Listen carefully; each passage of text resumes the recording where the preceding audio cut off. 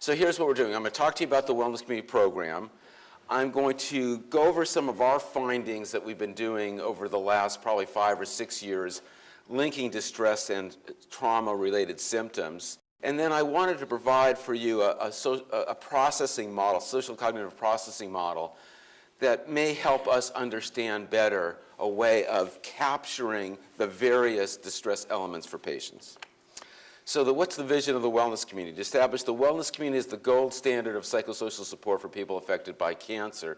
The wellness community around the world sees about 300,000 people with cancer, 30,000 currently in our face-to-face and brick-and-mortar facilities, about 58,000 through our collaborations with cancer centers around the U.S., and the rest we see online in our educational programs and support groups. So it is a large program, and as we develop evidence base, we are thinking that if this program is effective and we're serving more people, that perhaps, in effect, we are the gold standard for psychosocial support.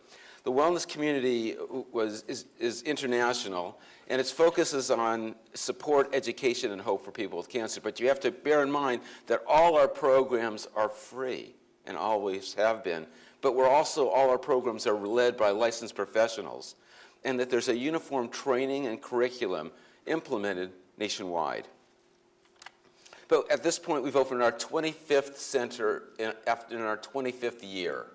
So this is our 25th anniversary. We've opened 25 centers. The latest one to open is Monmouth, New Jersey, northern Jersey Shore. So the wellness community was founded on a very simple but elegant idea. This idea has withstood, I believe, this test of time, that if you, the cancer patient, participates in his or her fight for recovery, you'll not only improve quality of life, but may enhance the possibility of recovery. Just think about that. The data actually has withstood that test of time. Quality of life may enhance survivorship. There's mixed data on that survivorship coefficient, but it's out there. I love Harold's very simple and elegant statement, combining the will of the patient and the skill of the physician. Quite a powerful combination. So Harold, again, was a visionary in his time. But I thought I would summarize for you what it looks like to be part of the wellness community. And it's really, there are these 10 core principles that we view as linkages between being a patient and then returning to life, what we call patient active to life active. So there's this overarching concept, the active involvement of the patient. Everything is community-based. It's all free, and we serve people with all cancers and families. But we're integrated into the conventional medical care, and since 1996, we've been focused on evidence-based outcome data guiding our program development implementation worldwide. So we have a quality assurance program. Our VP of Facility Relations and Quality Assurance, Vicki Kennedy, a social worker, founded the Wellness Community in Indianapolis, actually is in charge of what we call our program of quality assurance, which is a self-assessment tool that each facility uses nationwide. All our groups are professionally facilitated, and we collaborate and partner with other organizations. And collaboration is central to being a community-based organization, and we've created some signature innovative educational programs. So on the left side of your screen are what we call our support group model. They're weekly cancer support groups, all provided for free by licensed professionals in our brick and mortar facilities. We have diagnosis-specific groups, lung cancer, breast cancer, brain tumor, family and caregiver support groups, bereavement groups, online support groups. And then on the right side of the screen, we have what I call the psychoeducational programs. All of them exist in what we call a crucible of the wellness community. They're all there under one rooftop, under one tent. And so you have the nutritional, educational exercise programs, physician lectures, mind-body stress reduction, and it can be Tai Chi, it can be yoga, it can be mindfulness-based stress reduction, it can be a whole plethora of options at each facility, but generally call that those are stress reduction workshops. So we have under one roof all these programs, all free, all the time. Sounds good? So look, what does it really look like out there in the world? So in 2006, we've provided over 13,000 support group meetings for people with cancer. We broke that down to roughly 9,000 for patients and about 4,400 for caregivers. Those are meetings. Those folks have made over 70,000 visits to these groups. We've provided over 2,300 educational programs at the wellness community and with our collaborative partners at cancer centers, and over 6,300 exercise and stress management programs. And so there's a robust quality to this, so that when the folks in Southern Connecticut open their doors, they'll have a tremendous amount of support nationally for a program that's evidence-based. Here are our partners: Lance Armstrong Foundation, ASCO, NCCS, a number of partners that we work with on various programs delivering our services. Here's our educational programs, and I'm just going to take 1 minute to highlight a couple of the programs. Excuse me. So on the top right is New Discoveries in Cancer, and that looks at the targeted therapies. But there's also a section on the psychosocial, new treatments psychosocially available for people with cancer. Now, these are all booklets available for free. Towards the middle at the bottom, we have a new program called Live Well. Live Well is a partnership between the Lance Armstrong Foundation and the wellness community to deliver a 6-week program post-treatment survivors. 6 weeks of exercise, diet and nutrition, stress reduction, support, education with people with cancer. On the middle and the left is this Patient Active Guide to Advanced Breast Cancer. So we have a number of materials available, all for free, all available for information as part of our programs.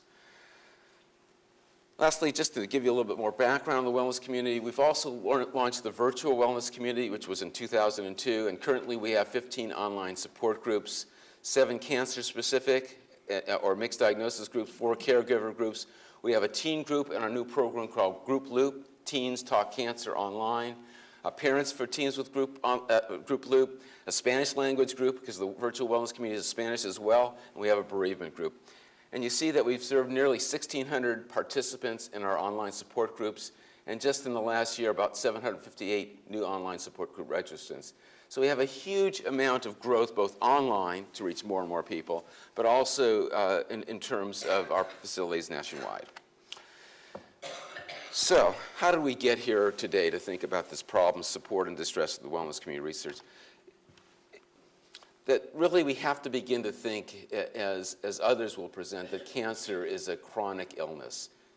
Look, not everyone is going to view cancer as a chronic illness. There will be many folks who die of cancer. So let's be respectful and understand that cancer is very, very complex. But we're moving towards this direction of thinking about cancer as a chronic illness and the need to integrate our care. With the healthcare system as it is, there is a need for community-based support in that model. And the more we integrate care, the more we help patients go through cancer and its recurrence and treatments and survivorship, the better the patient will be. But, why does the wellness community need a theoretical model? Well, we have the patient active concept. But that really is a problem, because if you're going to seek funding at the NCI, the National Cancer Institute level, they don't fund programs. They fund a model that can be disseminated largely. So it left an organization like the wellness community, who for 25 of its years focused on service. But we often see so many folks who are suffering from trauma-like symptoms and distress. And yet, if we don't have a theoretical model, how can we help them better? But we also understood that less than 10% of folks actually are diagnosable with post-traumatic stress disorder. But what is going on? How can we possibly begin to explain the problem in a way that matches what happens in the community? So there's 4 particular studies that we embarked on that challenged us to begin to think about post-traumatic stress disorder or post-traumatic stress-like symptoms that we experience with our participants of the wellness community. So in 2001, we did a presentation to the Society of Behavioral Medicine on an interesting finding and some pilot work, which I'll talk about. I'll give you more detail. The second one is a paper that Matt Cordova published with us on the role of community, mood disturbance in community cancer support groups, the role of emotional suppression and fighting spirit. Third is some findings that we had from our online support groups. And fourth is a randomized clinical trial that we're just finishing the data collection now, and we have some preliminary data that I can present to you today generally. So first, support group buffer intrusion. So what we found in a pilot work that we were doing for a randomized study is that those folks, and it was an N of 22, who were out of 170, those folks who were diagnosed with a second cancer or recurrence when they were in a support group had lower intrusive thoughts related to their cancer. It was also linked to them feeling more supported by the group, being able to express their feelings, and feeling more in control and less alone. So if you understand trauma symptoms, there's kind of these two ideas, intrusion and avoidance. And intrusive thoughts in particular, which I'll talk about later, are one aspect of this. And so we began to think about, well, maybe there are something going on in the support groups that help buffer that experience. And then we had in Matt's paper the finding that if we could support our participants in being realistic, preparing for the worst while hoping for the best, that reduced their overall distress. So we had this distress element, we had this intrusive element. We're trying to string this together, if you kind of get the idea of how we're trying to think about this. And then we had this study that we did in 1998 that was published. This was ultimately published in 2003 in the journal Cancer, where we found that women with breast cancer who participated in a 16-week intervention, professionally facilitated online support groups, they had significant increases in this idea of growth after cancer, zest for living, seeing new possibilities, and spirituality. And they had significant decreases in depression. And it was quite a robust effect size, 0.98. So we had a lot of excitement or energy or belief that maybe there's some effect of being in support that's managing the distress and managing some of the trauma-like symptoms associated with the diagnosis and treatment of cancer.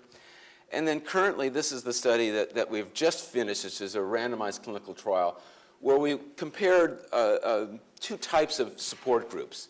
The support expressive therapy groups developed by David Spiegel's group at the psychosocial lab at Stanford, kind of well-researched, robust study, with the patient active support groups. And we found differences in outcomes in the two groups. In the folks that were in the wellness community groups, that they had significant reductions in these post-traumatic symptoms. The support expressive therapy folks had lower depression and they felt less alone. So there was differential effects. But in particular, what folks in the groups described randomly was this, that if they participated in the wellness community groups, they had these four outcomes. They made changes in their life that they thought were important. They better developed a new attitude towards the illness. They better accessed cancer-related information and resources, and better partnered with their physician. So if you're thinking about being able to treat pain and fatigue and distress, the function of the groups may be helping that stickiness in the interventions. That's how we were thinking about in terms of the community-based support. So we struggled, and we struggled. I've talked to a lot of folks. I want to credit my relationship with both Julia Rowland and a number of others at the NCI to help us begin to think about what might be going on in the community. So we all understand this issue, that distress is common. It's obvious, and that it interferes with every aspect of functioning. But that nearly half of folks with cancer have a distress level severe enough to qualify for a psychiatric disorder. But what's really important is distress. Emotional distress is the most underreported and most common side effect of cancer. And so what I wanted us to think about is two things. We know all the experiences linked to the diagnosis and treatment of cancer. Sadness, fear, fearful, angry, unhappy. It's important to monitor those particular, the severity of those symptoms. And we know, actually, that when you're diagnosed with cancer, fatigue and pain are all byproducts of that. Those are the physical symptoms. Those are pretty reliable. And we know that, on the other hand, fatigue, sleeplessness, pain, depression, not only can be part of the symptoms of the treatment of cancer, but actually mask the distress level. So we needed a theory. And we worked from the social cognitive processing theory, but you have to keep this in mind, that cancer is a multiple traumatic event. That's how we get there. There's the diagnosis, there's the treatment, there's the side effects of treatment, there's the threat of recurrence, there's dying, all the elements that begin to link up cancer as a multiple traumatic event. So I'm asking you to think about it that way. And so when you have these intrusive thoughts about cancer, that means you're waking up in the middle of the night with a nightmare or a dream. You know, you hear about cancer and you get an anxiety reaction. It's an attempt in that process, in these intrusive thoughts, to try to work it through. So think about that in your own experiences with your own patients, how common that actually is. Now, that's not post-traumatic stress disorder, but folks are dealing with that all the time. Think about this. Next time you have to have your tests. If it's an anniversary, these symptoms come up heightened right before that experience. So there's a way that cognitive integration, well, an aspect of this is what goes on if you confront and contemplate and reevaluate a traumatic event. You do it in a couple of ways, through assimilation and accommodation. You have to reappraise the traumatic event to fit these preconceptions. So if you think about that cancer is this random act and that you had bad genes, how stressful is that? But if you can think about it as, well, that might have been true, but I can manage it by exercise and diet. So you're finding a way to assimilate this information in a meaningful way. And that you need to work on realistic models to fit the traumatic situation. That's the accommodation. You know, when someone's diagnosed, they're hoping to be cancer-free for the rest of their lives. But, you know, cancer, you know, sometimes biology overcomes psychology. And so sometimes you can just hope for a repair in relationships, hope for a peaceful death. That accommodation is not a bad thing. It is a good thing. It's part of this coming to terms with the experience in real terms. But how does this all relate to social support and social constraints? It's really the understanding that social support and social constraints on disclosure predict successful or failed cognitive processing of traumatic events in simplistic terms. Our family members, our caregivers, our doctors all want to be supportive of the person with cancer. But sometimes they don't say the things that actually are helpful for the person with cancer. So when you talk to a loved one and you say that I'm not feeling good today, they'll say to you, oh, you'll be fine, it'll be okay. They mean well. It's not that the family members are doing the wrong thing. They don't often know what to say. And so while that might be just the real experience of the form of support for the family member, the patient themselves don't often get the kind of support that they actually need. So it's this social constraint on disclosure. What happens to the patient? Well, they just hold back. They want to keep back from disclosing. Not that they don't love their loved one, know that they're not loved, but they feel uncomfortable. That's what this talks about. What's the kinds of places that you can get the right kind of support? And maybe this is why perhaps support groups work.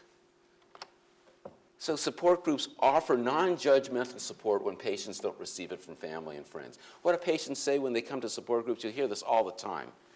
One, I want to be with others who are going through what I'm going through. I think they mean they know they're walking in my shoes.